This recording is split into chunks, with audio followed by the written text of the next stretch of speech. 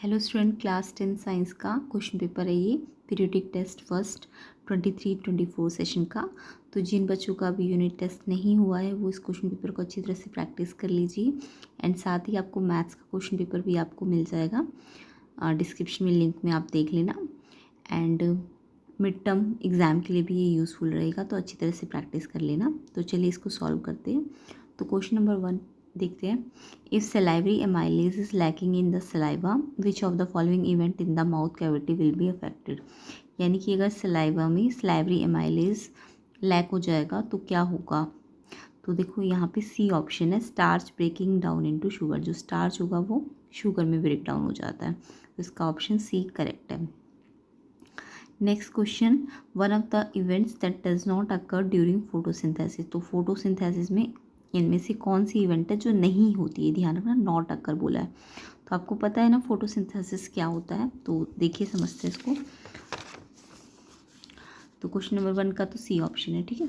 Second में देखो आपको बोला फोटोसिंथेसिस, तो आपको फोटोसिंथेसिस का बारे में पता होना चाहिए। फोटोसिंथेसिस में एक्चुअल में प्लांट क्या करते हैं, अपने फूड प्रिपेयर करते हैं इस प्रोसेस से। तो वहाँ पे प्लांट क्या करते हैं, CO2 और वाटर का यूज़ करते हैं, ठीक है। यानी CO2 और वाटर एब्जॉर्ब करते हैं, साथ में सनलाइट एब्जॉर्ब करते हैं और क्लोरोफिल। तो अगर कंडीशंस फॉर फोटोसिंथेसिस पूछा जाए तो क्या क्या है, 4 कंडीशन, एक तो CO2, एक H2O, एक सनलाइट और एक क्लोरोफिल, ठीक है। लेकिन अगर आपको मटेरियल फॉर फोटोसिंथेसिस बोला जाएगा तो आप CO2, H2O और क्लोरोफिल बोलोगे। सनलाइट मटेरियल नहीं है, वो एनर्जी होती है, ठीक है। तो मटेरियल तो सिर्फ ये 3 ही है जो फोटोसिंथेसिस के लिए चाहिए, बट कंडीशंस पूछे तो ये 4 कंडीशंस है, ठीक है। तो CO2 भी एब्जॉर्ब होती है, वाटर भी एब्जॉर्ब होता है, सनलाइट भी एब्जॉर्ब होती है ना। ये सब चीज़ें प्लांट्स लेते हैं, टेक इन करते हैं, एब्जॉर्ब करते हैं, ठीक है। तो वो क्या बनाते हैं, ग्लूकोज बनाते हैं और साथ में ऑक्सीजन रिलीज़ करते हैं, ठीक है। तो ये आपका फोटोसिंथेसिस की रिएक्शन होती है, ये आपको याद रखनी है। तो यहाँ पे आपको क्वेश्चन में बोला है फोटोसिंथेसिस में कौन सी इवेंट है जो नहीं होती है। तो सबसे पहले ऑप्शन बोला है chlorophyll absorb solar energy. Yes, chlorophyll तो यूज़ होती है फोटोसिंथेसिस में, है ना। कार्बन डाइऑक्साइड रिलीज होती है during the process. No, carbon dioxide तो एब्जॉर्ब हो रही है, रिलीज तो क्या हो रही है, ऑक्सीजन हो रही है ना। तो यानी कि बी ऑप्शन आपका गलत है। बाकी भी देख लेते हैं। Oxygen is release during the process, yes ये ट्रू है आपका, है ना। ये होता है, ये फोटोसिंथेसिस में होता है, ऑक्सीजन रिलीज होती है। कार्बन डाइऑक्साइड एब्जॉर्ब होती है, यस ये भी ठीक है। तो यानी ये भी होता है, ऑक्सीजन भी रिलीज होती है, कार्बन डाइऑक्साइड एब्जॉर्ब होती है, बट क्या नहीं होता, कार्बन डाइऑक्साइड रिलीज नहीं होती। तो बी ऑप्शन आपका इसमें करेक्ट है, क्योंकि इन्होंने नॉट अकर बोला था ना, तो इसलिए ये वाला प्रोसेस नहीं, ये वाला इवेंट नहीं होता, कार्बन डाइऑक्साइड रिलीज थोड़ी ना होती। तो बी ऑप्शन इसमें करेक्ट है, क्योंकि नॉट पूछा है आपसे। नेक्स्ट क्वेश्चन नंबर 3 है, which of these correctly represent a balanced equation. तो देखो कौन सी इक्वेशन है जो इसमें से बैलेंस्ड है। तो बैलेंस्ड इक्वेशन का मतलब तो सबको पता है कि लेफ्ट हैंड साइड की जो रिएक्टेंट्स है उनमें जो नंबर ऑफ एटम है, जैसे आयरन का एटम यहाँ पे 2 है, जब यहाँ पे आयरन का सिंगल एटम है ना। तो आयरन के एटम इधर भी और इधर भी क्या होनी चाहिए, सेम होनी चाहिए, ठीक है। तो इसको हम बैलेंस इक्वेशन कहते हैं। तो यहाँ पे तो Fe के देखो Fe2O3, Fe के 2 एटम है ना, और जबकि यहाँ Fe का एक ही एटम है, तो ये रिएक्शन बैलेंस थोड़ी ना है। और रिएक्शन को बैलेंस करना क्यों ज़रूरी है, ये ताकि law of conservation of mass valid हो सके, ठीक है। तो उसको वैलिड करने के लिए हमें बैलेंस करना ज़रूरी है। तो ये वाली इक्वेशन तो नहीं है बैलेंस, क्योंकि यहाँ पे Fe के 2 है और यहाँ Fe का सिंगल एटम है, तो ये तो नहीं है। BaCl2 में देखो Ba के 2 एटम है, जबकि यहाँ बेरियम का सिंगल एटम है ना। तो ये भी बैलेंस्ड इक्वेशन नहीं है। NaOH में Na के 2 एटम है, जबकि यहाँ भी Na के 2 है, Na2SO4 में। O के देखो 2 और यहाँ पे O का 4 है, H2SO4। तो यानी कि O के 6 हो गए ना, 2 यहाँ और 4 यहाँ, 6। तो इधर कितने 4 और यहाँ पे तो 5 है ना, वो एक 4 यहाँ है और O एक है, तो 5 है। तो यानी O बैलेंस्ड नहीं है, तो यानी ये रिएक्शन भी बैलेंस्ड नहीं है। अब यहाँ पे देखो 2H2S, H के कितने हैं, 2 और 2 4 है ना, 2 यहाँ है और 2 यहाँ है, तो H के 4 है। यहाँ पे देखो H के 4 ही है, वाटर में H के 2 यहाँ पे और 2 यहाँ पे, तो 4 है। तो H तो बैलेंस्ड है। S देखो यहाँ 2 है, यहाँ भी S2 है। इसके बाद ऑक्सीजन देखो 3 2 6 है, O2 और 3 यहाँ पे, तो 3 2 6 है। और यहाँ पे देखो ऑक्सीजन देखो 2 तो इस साइड है 2, और ऑक्सीजन देखो यहाँ कितना है, SO2 में 2 2 4, 2 यहाँ है और 2 यहाँ है, तो 4 यहाँ है और 2 यहाँ है, 6, यानी इस साइड भी 6 है और इस साइड भी 6 है। तो यानी ये जो डी ऑप्शन वाला है ये रिएक्शन कैसा है, बैलेंस्ड है। तो थर्ड क्वेश्चन का आंसर क्या होगा, डी ऑप्शन, क्योंकि इसमें सारे एटम्स क्या है, बैलेंस है। देखो एच के मैंने अभी बताया 2 2 जा 4 है और यहाँ भी 2 2 जा 4 है, एच के है ना। सल्फर के 2 है और यहाँ भी सल्फर के 2 एटम है।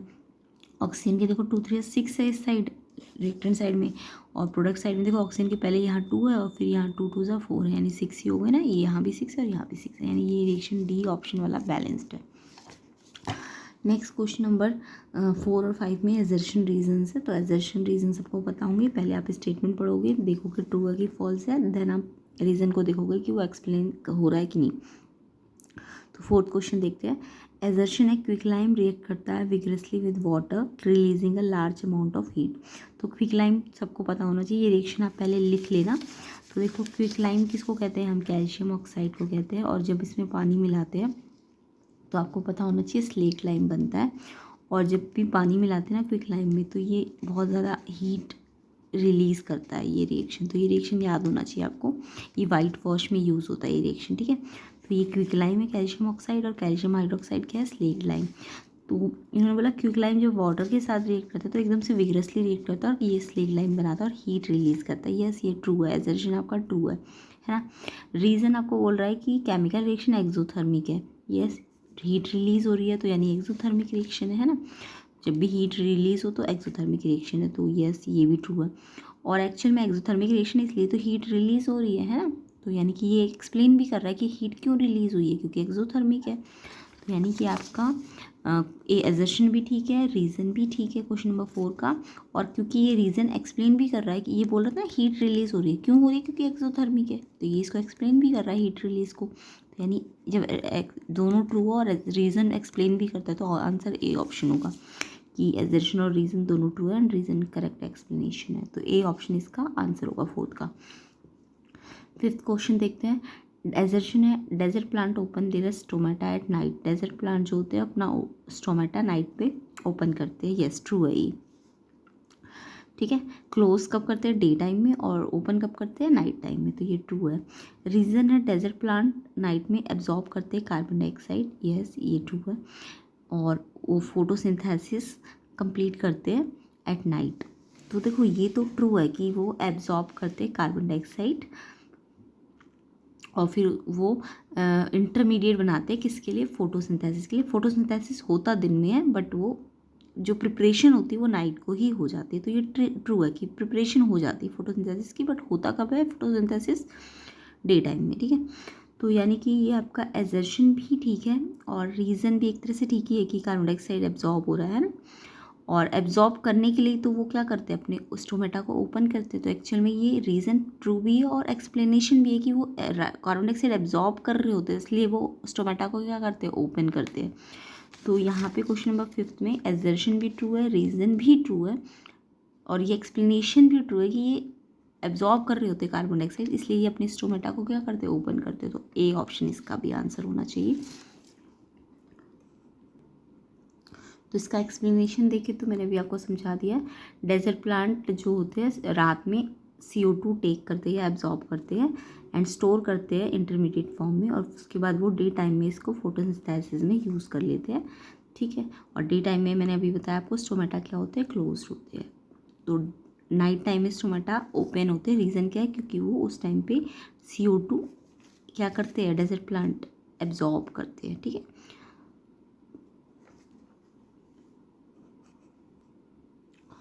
तो यानी कि एजर्शन भी ट्रू है कि वो स्टोमेटा ओपन करते हैं नाइट में। रीज़न भी ठीक है कि वो कार्बन डाइऑक्साइड एब्जॉर्ब करते हैं, तो यानी कि वो एब्जॉर्ब कर रहे होते हैं इसलिए वो स्टोमेटा को ओपन करते हैं। तो ये रीज़न भी है कि ओपन क्यों करते हैं, क्योंकि वो एब्जॉर्ब करते हैं कार्बन डाइऑक्साइड को। तो एजर्शन और रीज़न दोनों ठीक है और एक्सप्लेनेशन भी ठीक है, तो इसलिए ए ऑप्शन है। क्वेश्चन नंबर 6 देखेंगे। Briefly explain the mechanism of opening and closing of stomata.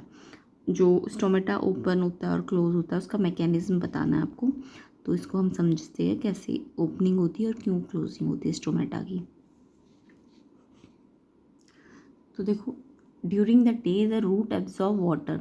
Day time में रूट क्या करती है, वाटर एब्जॉर्ब करती है, क्योंकि ट्रांसपिरेशन पुल जो होता है वो ज़्यादा होता है डे टाइम में, इसलिए वो वाटर क्या कर रही होती है, एब्जॉर्ब कर रही होती है एंड ट्रांसपोर्ट करती है different part of plant through xylem के थ्रू, वो वाटर ट्रांसपोर्ट करती है डिफरेंट पार्ट्स में। तो ये तो सबको पता है। जो गार्ड सेल होती है जब वो रिसीव करती है वाटर को तो वो स्वेल हो जाती है, यानी कि ऑस्मोटिक प्रेशर बढ़ जाता है ना, तो वो स्वेल हो जाती है एंड वो टर्जिट हो जाती है, तो जिसके कारण स्टोमेटापोर जो होते हैं वो ओपन हो जाते हैं। बट रात को क्या होता है, at night the root absorb less water, root क्या कर रही होती है उस टाइम पे, लेस वाटर एब्जॉर्ब कर रही होती है, तो जो गार्ड सेल होती है वो श्रिंक हो जाती है और जिसके कारण स्टोमेटापोर क्या हो जाएंगे, क्लोज हो जाएंगे। ठीक है, तो ये एक तरह से जो आपका एंडोऑस्मोसिस और एक्सोऑस्मोसिस होता है वो प्रोसेस के थ्रू ही ये सब काम हो रहा होता है। ठीक है, इसके बाद क्वेश्चन नंबर 7 है, how would it affect the digestion of proteins and carbohydrates in the duodenum of man if there is a blockage in the pancreatic duct. तो digestion of protein and carbohydrate कैसे affect करेगा अगर जो ड्यूडेनियम है जो small intestine में होता है उसमें क्या हो जाए, there is blockage in the pancreatic duct. ठीक है, तो इसको आप कैसे लिखेंगे, देखिए इसका आंसर बायो का क्वेश्चन है। तो देखिए लिखना क्या है, digestion of protein completed in small intestine. तो जो डाइजेशन होता है प्रोटीन का वो कहाँ पे कंप्लीट होता है, स्मॉल इंटेस्टाइन में। और कौन करता है इसे, बाय द पैंक्रियाटिक एंजाइम्स। तो एंजाइम्स के नाम है ट्रेप्सिन, कैमोट्रेप्सिन एंड कार्बोक्सी पेप्टिडेज। ठीक है, तो ये क्या होते हैं, पैंक्रियाटिक एंजाइम्स है। ठीक है, और ये क्या करते हैं, डाइजेशन ऑफ प्रोटीन करते हैं स्मॉल इंटेस्टाइन में। अगर ब्लॉकेज हो गई पैंक्रियाटिक डक्ट में तो क्या होगा, these enzymes will not be secreted, ये एंजाइम सीक्रेट नहीं होंगे। अगर पैंक्रियाटिक डक्ट जो है वो ब्लॉक हो गया तो ये एंजाइम सीक्रेट नहीं हो पाएंगे और जो डाइजेशन है प्रोटीन का वो नहीं हो पाएगा। ठीक है, तो इस तरीके से आपको ये आंसर लिखना है। तो ड्यूडेनियम जो होता है वो पार्ट है स्मॉल इंटेस्टाइन का जो कनेक्ट होता है स्टमक में। ठीक है, तो अगर ये ब्लॉक हो जाएगा तो जो डाइजेशन है वो स्टॉप हो जाएगा। ठीक है, तो नेक्स्ट क्वेश्चन नंबर 8 देखते हैं। A solution of slack lime produce by the reaction is used for the white washing walls. तो ये रिएक्शन अभी मैंने थोड़ी देर पहले बताया था आपको, स्लेक लाइम का सोल्यूशन बनता है जब हम वाइट वॉश करते हैं वॉल्स को। तो ये कैसे बनता है ये आपको मैंने भी बताया था। Calcium hydroxide react slowly with the carbon dioxide in air to form a thin layer of calcium carbonate on the walls. तो यस, जब हम ये जो स्लेक लाइम है इसको कैल्शियम हाइड्रोक्साइड भी कहते हैं, तो ये जब हम कार्बन डाइऑक्साइड के साथ रिएक्ट करते हैं तो ये कैल्शियम कार्बोनेट की लेयर बना देता है जो कि वॉल्स में आ जाती है और आफ्टर 2 और 3 डेज वाइट वॉश के बाद शाइनी फिनिश वॉल में आती है किसके कारण, कैल्शियम कार्बोनेट के कारण। तो केमिकल फॉर्मूला कैल्शियम कार्बोनेट का CaCO3 होता है, इसको हम मार्बल का फॉर्मूला भी कहते हैं। ठीक है, तो रिएक्शन आपको लिखना है, give the chemical equation two show the formation of slack lime. Slack lime कैसे बना उसकी फॉर्मेशन आपको बतानी है। तो ये मैंने अभी थोड़ी देर पहले आपको बता दिया था क्वेश्चन नंबर 4 में कि ये जो कैल्शियम हाइड्रोक्साइड होता है जिसे हम स्लेक लाइम कहते हैं किससे बनता है, कैल्शियम ऑक्साइड प्लस वाटर जब हम मिलाते हैं तो हमारा कैल्शियम हाइड्रोक्साइड बनता है। यही वाइट वॉश रिएक्शन होती है। ठीक है, तो इसको हमें दोबारा से यहाँ लिख लेना है कि कैसे बनता है स्लेक लाइम। ये स्लेक लाइम का फॉर्मूला कैल्शियम हाइड्रोक्साइड। तो ये बनता कैसे, जब हम क्विक लाइम में कैल्शियम ऑक्साइड क्विक लाइम होता है उसमें वाटर ऐड करते हैं तो कैल्शियम हाइड्रोक्साइड बन जाता है। ठीक है, तो इसका आप बैलेंस कर लेना, कैल्शियम सिंगल है, ओ देखो यहाँ पे डबल है, यहाँ भी डबल है और H भी डबल है, ऑलरेडी बैलेंस है कोई रिएक्शन। तो यानी कि ये वाइट वॉश रिएक्शन है, ये याद रखना बहुत इंपॉर्टेंट रिएक्शन होती है। कैसे स्लेक लाइम बनाया जाता है या वाइट वॉश रिएक्शन क्या है, तो स्लेक लाइम बनाने के लिए क्विक लाइम यानी कैल्शियम ऑक्साइड में पानी मिक्स करते हैं तो स्लेक लाइम बन जाता है। अच्छा, ये रिएक्शन तो आपसे पूछी गई है तो ए पार्ट तो यही है कि रिएक्शन पूछी गई है, बट ये एक्स्ट्रा रिएक्शन मैंने एडिशनल नॉलेज के लिए लिख दी कि जब ये स्लेक लाइम बन जाता है तो इसमें अगर हम CO2 मिक्स कर देते हैं तो कैल्शियम कार्बोनेट बन जाता है, जो कि आपको लिखा भी हुआ है ना इस पैराग्राफ में। और CaCO3 को हम लाइमस्टोन कहते हैं। तो ये एडिशनल इन्फॉर्मेशन है, ये वाइट वॉश के बाद शाइन देता है। ठीक है, और मार्बल का भी सेम फॉर्मूला है। तो आपको क्वेश्चन में सिर्फ वाइट वॉश रिएक्शन पूछिए स्लेक लाइम बनने की, तो ये वाली रिएक्शन होती है। ठीक, उसके बाद नेक्स्ट पार्ट में आपको पूछा है formula for slack lime and quick lime. तो ये तो मैंने आपको बता ही दिया है। क्विक लाइम किसको कहते हैं हम, कैल्शियम ऑक्साइड को, और स्लेट लाइम किसको कहते हैं, कैल्शियम हाइड्रोक्साइड को। तो ये फॉर्मूला आप लिख लेना, क्विक लाइम के लिए ये है और स्लेट लाइम के लिए ये है, ठीक है। और नेक्स्ट आपको बोला है सी पार्ट में, what information is conveyed by the following chemical equation. ये जो केमिकल इक्वेशन गिवन है, इससे आपको क्या इन्फॉर्मेशन मिल रही है। तो देखो सोडियम है, वाटर के साथ रिएक्ट किया तो सोडियम हाइड्रोक्साइड बन गया और H2 गैस अलग हो गई, हाइड्रोजन गैस। तो देखो H2 सबको पता है, हाइड्रोजन और H2O जो होता है हमारा वाटर, वो किससे बना हुआ है, वो उसके पास एक तो H+ आयन है और एक OH- आयन है। जो भी वाटर होता है उसके पास H+ आयन होते हैं और OH- आयन होते हैं। तो अगर सोडियम था और वो सोडियम हाइड्रोक्साइड बन गया, यानी कि उसने H2O में से जो OH आयन है उसको डिस्प्लेस करा है और हाइड्रोजन को क्या कर दिया, अलग कर दिया। तो यानी कि Na ने क्या किया है, वाटर में से OH को ले लिया है ना, डिस्प्लेस किया है।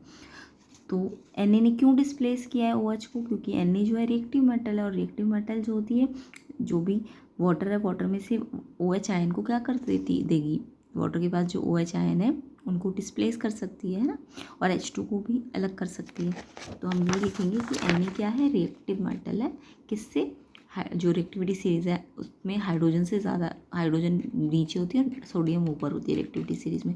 तो क्योंकि वो हाइड्रोजन से ज़्यादा रिएक्टिव मेटल है, इसलिए ये क्या कर रही है, हाइड्रोजन को अलग कर रही है उसके आयन से, फ्रॉम इट्स आयन, ठीक है। हाइड्रोजन को क्या कर रही है, उसके आयन से अलग कर रही है।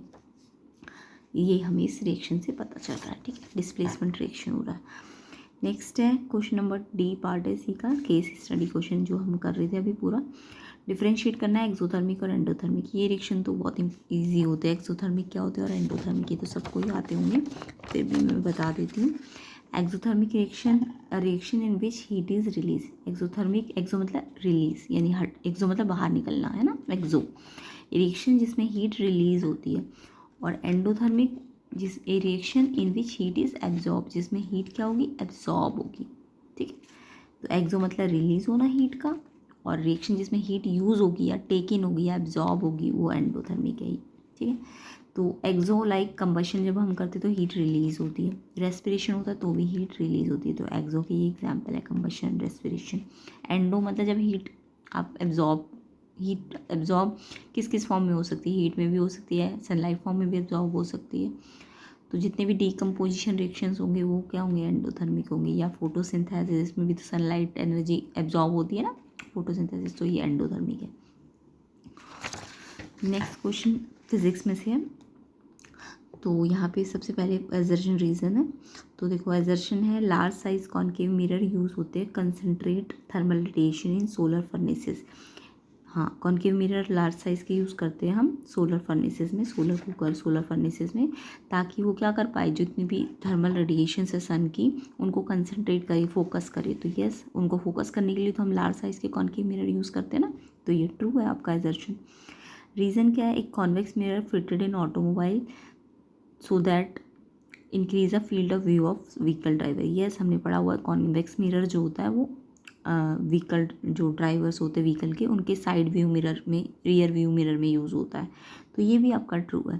बट ये रीज़न ना ट्रू तो है, बट ये ऊपर वाले एजर्शन को थोड़ी ना एक्सप्लेन कर रहा है। ऊपर वाला एजर्शन तो आपको कॉन्केव मिरर की बात कर रहा है, जबकि ये कॉन्वेक्स मिरर की बात कर रहा है। तो ये थोड़ी ना बता रहा है कि कॉन्केव मिरर क्यों कंसनट्रेट करते हैं, क्योंकि जितनी भी पैरेलल लाइट रेज है वो फोकस पे कंसंट्रेट हो जाती है। ये इसका रीज़न होना चाहिए था। कॉन्केव मिरर क्यों कर रहे हैं कंसंट्रेट थर्मल रेडिएशन को, क्योंकि वो सनलाइट जो इन्फिनिटी से आती है, इन्फिनिटी से जब भी आएगी तो वो कहाँ पे कंसंट्रेट होगी, कहाँ पे फोकस होगी, फोकस पे ना।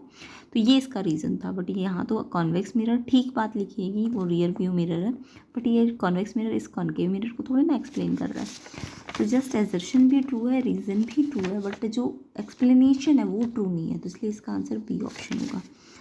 तो जब दोनों ट्रू हो बट रीज़न करेक्ट ना हो, है ना, तो बी ऑप्शन होता है।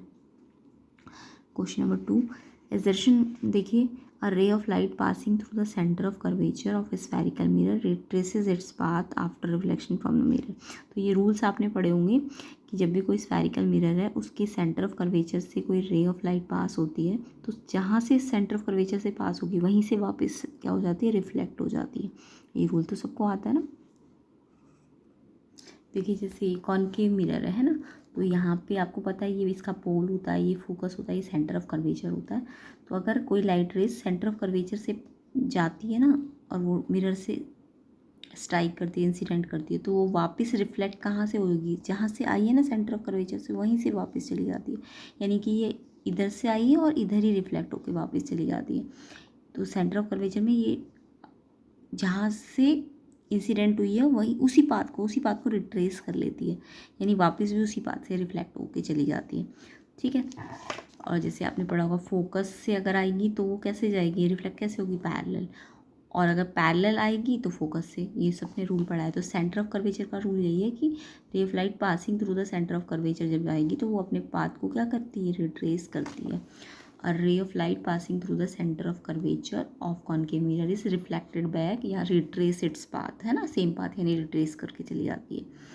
रीज़न क्या है इसके पीछे, क्यों रिट्रेस करती है, ये रीज़न इसका कि जो सेंटर ऑफ कर्वेचर से जब लाइट पास होती है ना तो वो नॉर्मली पड़ती है मिरर पे। मिरर पे कैसे पड़ती है, परपेंडिकुलर पड़ती है। और कोई भी लाइट रेस अगर सरफेस के परपेंडिकुलर इंसिडेंट होती है ना तो वो सेम पाथ से क्या हो जाती है, रिट्रेस हो जाती है। तो ये इसका रीज़न है कि क्यों रिट्रेस हो रहा है पाथ, क्योंकि वो जो ये सेंटर ऑफ कर्वेचर से लाइन आ रही है ना वो इस कॉनकेव मिरर के सरफेस के कैसे है, ये देखो कॉनकेव मिरर का सरफेस ऐसे है ना, ये सर्कल शेप है इसके सरफेस की। तो ये सर्कल पे सेंटर ऑफ कर्वेचर एक्चुअल में जिस स्फेयर है इसका सेंटर होता है, और सेंटर से रेडियस है ना ये सारी क्या है, सेंटर पे अगर कोई लाइट रेज आ रही है तो वो एक्चुअल में रेडियस, और रेडियस हमेशा सरफेस की कैसे होती है, परपेंडिकुलर होती है। तो एजर्शन तो बिल्कुल करेक्ट है कि रे ऑफ लाइट जो सेंटर ऑफ कर्वेचर से पास होगी वो क्या करेगी, सेम पाथ से रिट्रेस हो जाएगी, यानी वापस उसी पाथ से रिफ्लेक्ट हो जाती है ना। तो ये आपका एजर्शन बिल्कुल ठीक है।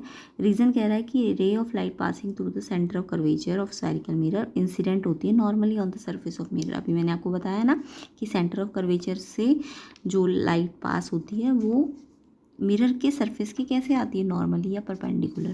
तो ये मैंने अभी आपको समझाया भी है कि ये जो हमारा स्फेरिकल मिरर है, ये स्फेरिकल मिरर है, ये एक्चुअल में एक पूरे स्फेयर का, एक 3D स्फेयर का, ये 3D स्फेयर होता है। ये जो स्फेरिकल मिरर है ये इसमें से एक हिस्सा काट के निकाला जाता है। ठीक है। ये एक स्फेयर मिरर है, स्फेयर मिरर, सर्कल नहीं है, स्फेरिकल मिरर है, 3D मिरर, 3D मिरर है, यानी कि स्फेयर का मिरर है, उसमें से हमने ये टुकड़ा काटा।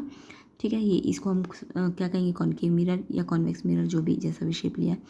अब ये सी क्या है एक्चुअल में, ये जिस स्फेयर से आपने इसको काटा है उसका सेंटर है एक्चुअल में ये सी।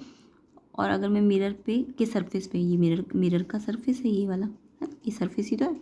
तो ये सेंटर ऑफ कर्वेचर एक्चुअल में मिरर के सरफेस पे रेडियस का काम कर रहा है ना। और रेडियस आपको पता है कोई भी स्फेयर हो या सर्कल हो, उसकी जो रेडियस होती है वो हमेशा इस सरफेस के, ये वाला सरफेस जो है इसका परपेंडिकुलर होती है। तो अगर ये परपेंडिकुलर, कोई भी लाइट रेज सरफेस के परपेंडिकुलर पड़ती है ना, कोई भी लाइट रेज, ये मिरर है, इसके अगर कोई परपेंडिकुलर इंसिडेंट लाइन होगी, कोई भी लाइन परपेंडिकुलर इंसिडेंट होगी तो वो सेम एंगल से क्या हो जाएगी, रिट्रेस हो जाएगी।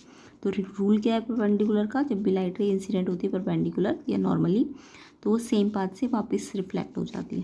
तो यहाँ भी क्योंकि सेंटर ऑफ कर्वेचर रेडियस है, क्योंकि है ना, ये सेंटर ऑफ कर्वेचर इस स्फेयर की क्या है, रेडियस है। तो ये सरफेस के कैसे आ रही है, रेडियस हमेशा परपेंडिकुलर होती है। तो ये क्योंकि परपेंडिकुलर पड़ता है इसलिए ये अपने पाथ को क्या करता है, रिट्रेस करता है। तो यानी एजर्शन भी ठीक है आपका कि रे ऑफ लाइट जो सेंटर ऑफ कर्वेचर से पास होती है वो रिट्रेस करती है अपने पाथ को। और रीज़न भी एक्चुअल में ठीक कह रहा है कि वो नॉर्मली पड़ती है सरफेस के, क्योंकि सेंटर ऑफ कर्वेचर रेडियस है उस मिरर के लिए, है ना। तो रेडियस हमेशा सरफेस के क्या होती है, परपेंडिकुलर होती है। और परपेंडिकुलर है, अगर इंसिडेंट परपेंडिकुलर है तो वापस सेम पाथ से रिट्रेस हो जाता है। ठीक है। तो इसलिए ये जो है सेंटर ऑफ कर्वेचर से पाथ क्या हो जाता है, रिट्रेस हो जाता है। तो यानी एजर्शन भी ठीक है आपका, रीज़न भी ठीक है आपका, और एक्सप्लेनेशन भी ठीक है। दोनों ठीक भी है, एजर्शन और रीज़न, और एक्सप्लेनेशन भी ठीक है कि वो क्यों वापस जा रही है सेम पाथ से, क्योंकि वो नॉर्मली पढ़ रही हो। नॉर्मल वाली लाइट रेज जो होती है ना वो रिट्रेस कर जाती है। तो यानी कि रीज़न करेक्ट भी और एक्सप्लेनेशन भी करेक्ट है, इसलिए ए ऑप्शन इसका करेक्ट होगा इस एजर्शन रीज़न का। ठीक है। तो ये मैंने डिटेल में आपको समझा दिया है। नेक्स्ट क्वेश्चन करते हैं। Question number 3, the image form by concave mirror is observe to be virtual erect and larger than the object, where should be the position of the object. एक इमेज जो concave mirror में कैसी बन रही है, virtual, erect और larger बन रही है। तो वो कहाँ पे रखी होगी, तो देखो आपको पता होना चाहिए कॉनकेव मिरर में बाकी सारे केसेस जो होते हैं वो रियल इमेजेस के होते हैं। कॉनकेव मिरर मोस्टली कौन सी इमेज बनाता है, रियल इमेज बनाता है, और रियल इमेज इन्वर्टेड होती है। बट एक केस होता है जिसमें वो वर्चुअल या इरेक्ट बनाता है और ऑब्जेक्ट से लार्जर बनाता है, वो एक स्पेशल केस होता है। वो आप कॉनकेव मिरर के 6 केस है, उसमें से जो लास्ट वाला केस होता है जिसमें वो virtual erect and larger image बनाता है, तो वो केस तो आपको अच्छी तरह से आना चाहिए। तो कब बनती है वर्चुअल इमेज कॉनकेव मिरर में, बाकी सारे टाइम रियल बनती है, बट कॉनकेव मिरर में एक केस आता है जब वर्चुअल इमेज बनती है। कब, जब आपने ऑब्जेक्ट को पोल एंड प्रिंसिपल फोकस की कहाँ रखा होता है, बीच में रखा होता है। तो डी ऑप्शन इसका बिल्कुल करेक्ट है कि जब भी आप ऑब्जेक्ट को पोल और फोकस के बीच में रखोगे, यानी कि फोकस से बहुत आगे ले आओगे, मिरर के बिल्कुल पास ले आओगे, तो कैसी इमेज बन जाएगी, वर्चुअल, इरेक्ट और लार्जर कॉनकेव मिरर में। बट कॉन्वेक्स मिरर होता तो वो ऑलवेज क्या बनाता है, वर्चुअल। बट कॉनकेव मिरर सिर्फ एक इसी केस में, जब आप पोल और फोकस के बीच में ऑब्जेक्ट रखोगे तभी वर्चुअल बनाएगा, अदरवाइज वो रियल बनाता है। बाकी जितने भी केसेस है इस ABC वाले, उनमें वो रियल इमेज बना रहा है, ठीक है। इसी वाले केस में जब वो पोल और फोकस के बीच में होगा ऑब्जेक्ट, तब वो वर्चुअल इमेज बनाएगा और अपने साइज से बड़ी इमेज बनाएगा, ठीक है। Question number 4, in a convex mirror for the any position of the object in front of mirror image formed is. Convex mirror अभी मैंने आपको बताया कि कोई भी पोजीशन में ऑब्जेक्ट रखोगे वो हमेशा वर्चुअल इमेज बनाएगा, ठीक है। तो हमेशा इन्होंने बोला किसी भी पोजीशन पे ऑब्जेक्ट को रखोगे तो इमेज फॉर्म वो वर्चुअल या इरेक्ट तो होगी पक्का कॉन्वेक्स मिरर में। यस, अगर आप उसमें एक और चीज़ खासियत होती है कॉन्वेक्स मिरर में, एक तो वो वर्चुअल एंड इरेक्ट इमेजेस बनाता है, उसके अलावा वो ना हमेशा इमेजेस बहुत छोटी डिमिनिश्ड इमेजेस बनाता है और फोकस के आसपास ही बनाता है, फोकस से दूर नहीं जाता इमेज, फोकस या प्रिंसिपल पोल के बीच में ही रहती है इमेज। तो ये भी ठीक है कि कॉन्वेक्स मिरर्स पोल और प्रिंसिपल फोकस ऑफ मिरर पे ही इमेज बनती है एंड डिमिनिश्ड होती है, ये भी ट्रू है। तो कॉन्वेक्स मिरर के लिए तीनों चीज़ें ठीक है, क्योंकि वो always virtual and erect image बनाएगा ऑलवेज, ठीक है। और वो इमेज हमेशा कहाँ पे आएगी, पोल और फोकस के बीच में ही आएगी, और बहुत छोटी साइज़ की आएंगी इमेज कॉन्वेक्स मिरर में, इसलिए हम इसको रियर व्यू मिरर में यूज़ करते हैं क्योंकि बहुत छोटी इमेज बनाता है। तो यानी सारे ऑप्शन करेक्ट है डी, क्योंकि ये always virtual and direct images भी बनाता है, डिमिनिश्ड भी बनाता है, और हमेशा जो इमेज होती है पोल और फोकस के बीच में होती है। तो इसका आंसर डी ऑप्शन है, ऑल ऑफ दीज। तो क्वेश्चन नंबर 3 का आंसर डी था, पोल और प्रिंसिपल फोकस के बीच में जब होगा तो वर्चुअल इमेज बनाएगा कॉनकेव मिरर, और कॉन्वेक्स मिरर हमेशा वर्चुअल इरेक्ट बनाएगा, तो इसलिए डी ऑप्शन इसका करेक्ट है, all of these. Next question है, why do we prefer a convex mirror as a rear view mirror in vehicles. ये मैंने अभी आपको बताया था कि कॉन्वेक्स मिरर जो होता है रियर व्यू मिरर होता है, ये हमने एजर्शन रीजन किए थे ना कि क्यों होता है convex mirror rear view mirror, क्योंकि वो फील्ड ऑफ व्यू को इंक्रीज करता है एक्चुअल में। तो वो ये रीज़न आपको यहाँ लिखना है। एज कॉन्वेक्स मिरर जो होता है वो डिमिनिश्ड इमेजेस बनाता है, वर्चुअल बनाता है, इरेक्ट बनाता है, भी हम पढ़ चुके हैं, और ये लार्ज फील्ड ऑफ व्यू दे देता है, क्योंकि बहुत छोटी छोटी इमेजेस बनेंगी तो पूरा जो बैक का व्यू होगा वो बहुत बड़ा बन जाएगा, लार्ज फील्ड ऑफ व्यू दिखाई देगा, जिससे ड्राइवर को हेल्प मिलेगी, वो पीछे अपने ट्रैफिक को क्या कर सकता है, चेक कर सकता है और ड्राइव केयरफुली कर सकता है, ठीक है। नेक्स्ट क्वेश्चन नंबर 6 है, distinguish between the two type of spherical mirror. दो टाइप के स्फेरिकल मिरर आपको पता ही होंगे, ये तो कॉनकेव और कॉन्वेक्स होते हैं, तो इन्हें डिस्टिंग्विश करना है। तो कॉनकेव मिरर और कॉन्वेक्स मिरर स्फेरिकल मिरर के दो टाइप है। तो कॉनकेव मिरर जिसका रिफ्लेक्टेड सरफेस कैसा होगा, इनसाइड होगा या इनर होगा। तो जैसे ये कॉनकेव मिरर होता है ना, तो इसमें जो पॉलिशिंग होती है वो आउटर सरफेस में होती है, और जो रिफ्लेक्शन होता है वो इनर सरफेस पे होता है, ठीक है। जबकि जो कॉन्वेक्स मिरर होता है इसमें ये ऐसा होता है, यहाँ इसमें जो पॉलिशिंग होती है वो इनसाइड होती है, और जो रिफ्लेक्शन होता है वो आउटर सरफेस पे होता है। तो जब आउटर सरफेस पे रिफ्लेक्शन होगा तो कॉन्वेक्स मिरर, और जब इनर सरफेस पे रिफ्लेक्शन होगा तो कॉनकेव। कॉनकेव मिरर रियल भी बना सकता है, वर्चुअल इमेजेस भी बना सकता है, जबकि कॉन्वेक्स मिरर हमेशा वर्चुअल इरेक्ट इमेज बनाएगा और डिमिनिश्ड इमेज बनाएगा। ये डिमिनिश्ड भी बना सकता है, लार्ज भी बना सकता है, और इन लार्ज भी बना सकता है, यानी हर टाइप की इमेज बना सकता है, बट ये डिमिनिश्ड इमेज ही बनाता है हमेशा। इसका फोकस रियल होता है, इसलिए इसका जो एफ होता है ना कॉनकेव मिरर का वो नेगेटिव रखते हैं, और इसका फोकस पॉजिटिव होता है, वर्चुअल होता है, क्योंकि तो कॉन्वेक्स मिरर का फोकस हम पॉजिटिव रखते हैं, फोकल लेंथ, ठीक है। फोकल लेंथ नेगेटिव, इसकी फोकल लेंथ पॉजिटिव, तो ये इनमें डिफरेंस है, ये दोनों ही स्फेरिकल मिरर्स होते हैं। तो इस तरीके से हमारा ये क्वेश्चन पेपर सॉल्व होता है। तो इसको आपको अच्छी तरह से प्रैक्टिस कर लेना है, अपने फ्रेंड्स के साथ इसको ज़रूर शेयर कीजिए, एंड चैनल को सब्सक्राइब ज़रूर कर लेना एंड वीडियो को शेयर ज़रूर कर देना एंड लाइक भी कर देना। और आपको इसका जो और भी क्वेश्चन पेपर्स की सोल्यूशन है, चाहे वो प्रैक्टिस पेपर्स हो या सैम्पल पेपर्स हो या मिड टर्म क्वेश्चन पेपर्स हो, जितने भी क्वेश्चन पेपर है प्रीवियस ईयर क्वेश्चन पेपर्स, वो आपको इस चैनल में मिल जाएंगे। तो आप प्लेलिस्ट जाके चेक कर लेना एंड कंप्लीट सोल्यूशन जो भी असाइनमेंट्स होंगे या टेस्ट पेपर्स होंगे आपके, उनके आपको यहाँ पे सोल्यूशन मिल जाएंगे। तो वीडियो को शेयर ज़रूर करना एंड क्वेश्चन पेपर को अच्छी तरह से प्रैक्टिस कर लीजिए।